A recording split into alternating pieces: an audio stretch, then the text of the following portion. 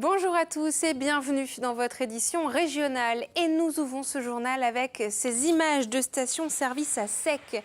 Le manque de gazole et d'essence commence à être important dans le Finistère et le Morbihan, conséquence du blocage des dépôts pétroliers de Lorient et de Brest qui dure depuis maintenant presque une semaine. Et nous allons tout de suite développer ce sujet avec Benjamin Bréon. Bonjour Benjamin. Bonjour Julie. Et vous allez pouvoir nous en dire plus sur l'approvisionnement en carburant. Oui Julie, écoutez, on avait évoqué le problème dès vendredi, le risque, et aujourd'hui il est avéré. La pénurie de carburant a bel et bien commencé en Bretagne. Elle était totale ce lundi après-midi dans plus de 110 stations en Bretagne et partielle dans une cinquantaine d'autres sur 600 stations en tout. Alors si vous regardez cette carte collaborative du télégramme.fr, c'est dans le Finistère et le Morbihan et puis l'ouest des Côtes-d'Armor que la situation est la plus tendue, même si quelques camions citernes ont pu circuler cet après-midi entre Lorient et Quimper. Donc vous le disiez, la pénurie vient du blocage des dépôts de Brest et Lorient. Et je vous propose d'écouter ce que disait ce lundi après-midi Norbert Guilloux. C'est un des deux entrepreneurs de travaux publics qui comparaissent mardi devant le tribunal correctionnel de Lorient pour précisément le blocage de ce dépôt pétrolier. On n'avait pas le choix que de faire ça. Parce qu'à part ça, je ne vois pas ce qu'on peut faire. On veut garder le GNR, donc on voudrait avoir quelqu'un du gouvernement, mais personne ne vient. Il y a personne, on n'a aucun contact. On est tout seul là, à croire qu'on dérange personne, parce que on est là pour sauver nos entreprises, sauver des emplois, donc il y a un minimum de respect. On est quand même chef d'entreprise, on prend beaucoup de risques tous les jours, et là on ne se fait pas respecter du tout. Je pense que c'est sûrement mieux d'être ici que d'être autour de rond-point. Voilà, c'est pour ça qu'on est là, et qu'on n'est pas décidé à partir pour le moment. Voilà, il faut noter par ailleurs que les entrepreneurs de travaux publics ont été épaulés ce lundi, une nouvelle fois, par des gilets jaunes, et je vous propose d'en écouter un rencontré aujourd'hui à Lorient. Malheureusement, il faut passer par là. Une fois de plus, qui c'est qu'en compatit, c'est les gens qui vont travailler, et malheureusement, on ne cherche pas à prendre ces gens-là en otage, bien au contraire. Mais il faut qu'ils comprennent que c'est dans leur intérêt qu'on fait ça, dans notre intérêt, et récupérer un pouvoir d'achat et avoir une vie meilleure. Voilà, précisons enfin que dans les stations encore ouvertes du Finistère, des restrictions ont été mises en place à 30 € de carburant pour les voitures et les camionnettes et 200 € par camion. Enfin, on s'en doute, la distribution en récipient portable pour votre tondeuse ou votre bateau est évidemment interdite. Dans le Finistère uniquement, Benjamin. Est-ce que tout le monde est concerné par ces restrictions, Benjamin ? Écoutez, non, Julie, c'est comme aux 1000 bornes. Il y a des véhicules prioritaires, les véhicules d'ordre public, bien sûr, mais aussi de défense, de sécurité civile, les ambulances, les professionnels de santé, mais aussi les véhicules d'intervention d'urgence, par exemple pour le gaz ou l'électricité, et puis les transports en commun et les taxis subventionnés. Tout ça, évidemment, s'ils trouvent du carburant à mettre dans leur réservoir. Et d'ailleurs, si vous et moi, Benjamin, on se retrouve à sec, est-ce qu'on est obligé d'aller travailler? Comment est-ce qu'on fait? Alors oui, Julie, vous êtes obligée d'aller travailler. Pensez à nos audiences déjà pour commencer. Non, sérieusement, on ne peut pas. Le code du travail est formel. Le salarié doit se rendre sur son lieu de travail par tout moyen, et l'absence de carburant n'est pas considérée comme un cas de force majeure. C'est peut-être d'ailleurs l'aspect positif de cette crise qui va obliger chacun à s'intéresser aux moyens de transport alternatifs, les transports en commun, bien sûr, mais si on vit en ville, soyons fous, pourquoi pas à pied ou en vélo, ou le covoiturage si on vit à la campagne. Et puis c'est peut-être enfin l'occasion de tester le trajet qui est à la fois le moins coûteux et le moins polluant, c'est celui qu'on ne fait pas, c'est-à-dire pour ceux qui peuvent essayer le télétravail. D'ailleurs, si vous voulez, dès demain, je vous fais ce duplex depuis mon salon. Eh bien, en tout cas, Benjamin, merci beaucoup. Puis on continuera à suivre ça avec vous, que vous soyez en direct de Morlaix ou dans votre salon. Merci, Benjamin. Et puis avec vous, Benjamin, on va aussi, vous en parliez justement, parler de réseau de bus. Nous allons à Dinan pour parler d'un nouveau réseau de transport en commun. La ville des Côtes-d'Armor vient de lancer un réseau de bus gratuit.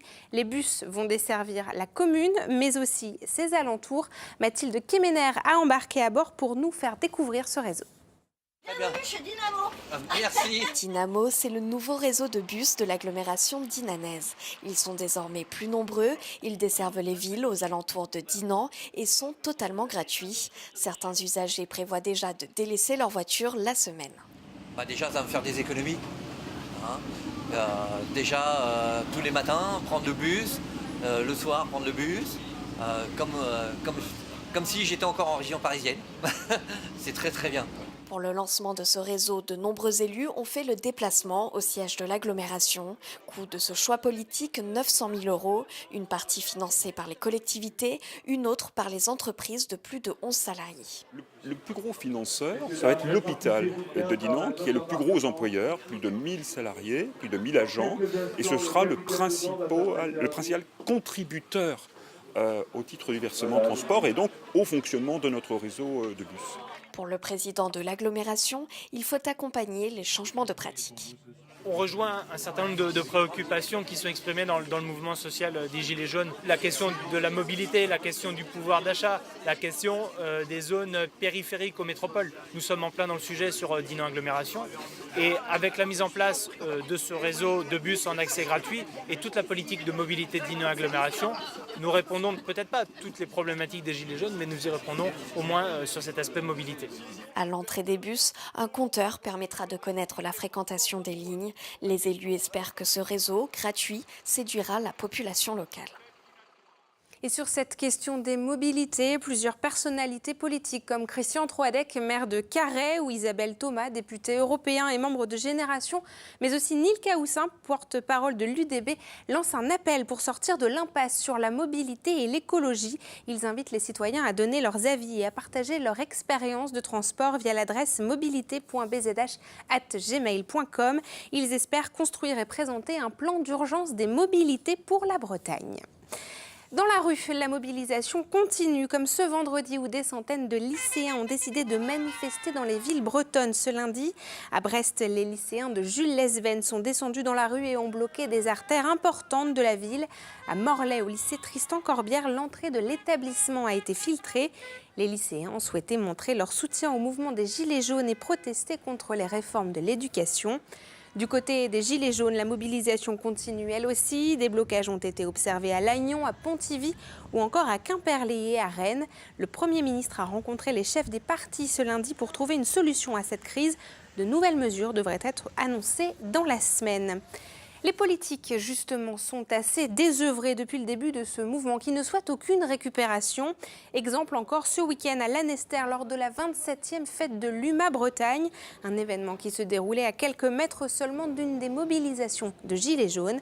Le secrétaire départemental du PCF a tenté de les convaincre de se joindre à la fête, mission très difficile comme va nous le raconter Xavier Patrijon.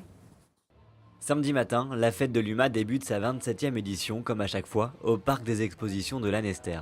L'événement populaire organisé par l'antenne morbihanaise du Parti communiste français est donc au cœur d'une zone occupée depuis plusieurs jours par le mouvement des Gilets jaunes. Ça nous a un petit peu inquiétés sur d'éventuels filtrages, voire blocages du rond-point.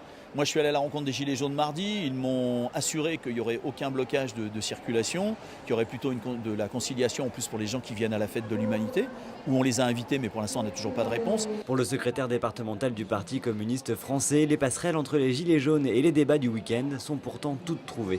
Ce sont des débats ouverts, citoyens, des débats populaires. L'objectif du Parti communiste est de faire du commun, comme son nom l'indique. Souvent, on oublie cette chose-là. Et de faire du commun, c'est effectivement de proposer aux gens une palette de situations dans laquelle ils peuvent se retrouver, que ce soit dans l'espace culturel, que ce soit pour un concert, que ce soit pour des débats. Alors, depuis plusieurs jours, les organisateurs sont entrés en contact avec les occupants du rond-point. Prise de parole de 2 ou 3 personnes entre vous ce soir à 19h.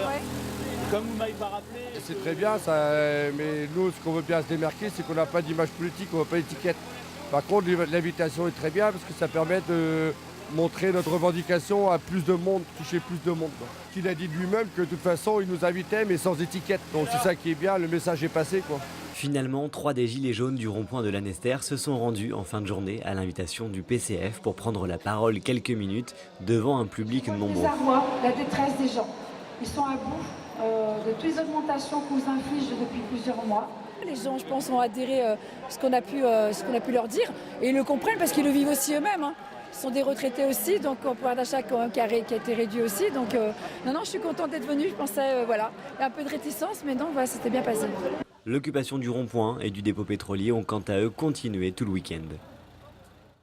C'est le moment de retrouver votre chronique La Bretagne en 5 infos. Elle a été préparée aujourd'hui par Jérôme Gallo.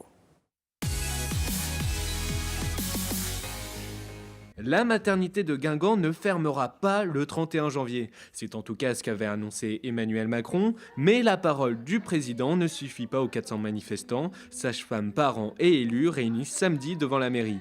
Ils réclament une confirmation par écrit du sursis de 2 ans promis par l'Élysée. D'après le député marcheur Yannick Kerlogot, le dossier devrait être confirmé à la mi-décembre. Non, ce n'est pas une soucoupe volante.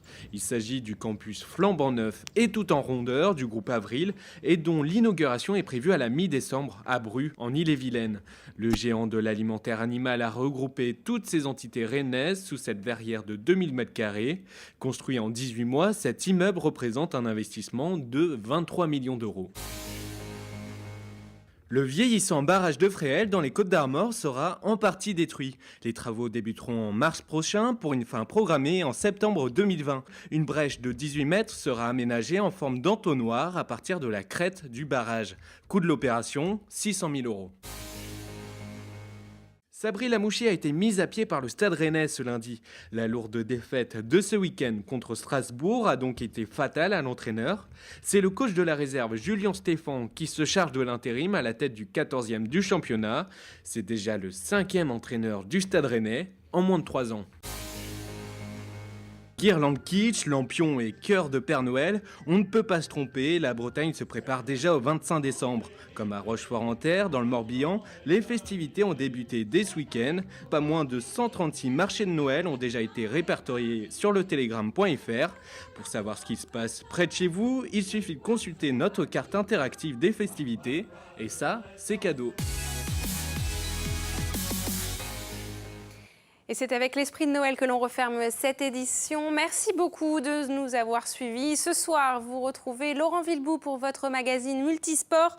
Aujourd'hui, il reçoit la Morbihanaise Caroline Drouin, membre de l'équipe de France de rugby à 15 et à 7. Une émission que vous retrouvez évidemment à 19h15 et à 23h15, mais aussi en replay sur les sites internet de TB Sud et de TBO. Je vous retrouve demain à 19h pour un nouveau point sur l'actualité régionale avec de nouveaux reportages préparés par vos rédactions. Je vous souhaite une belle soirée sur nos antennes. À demain.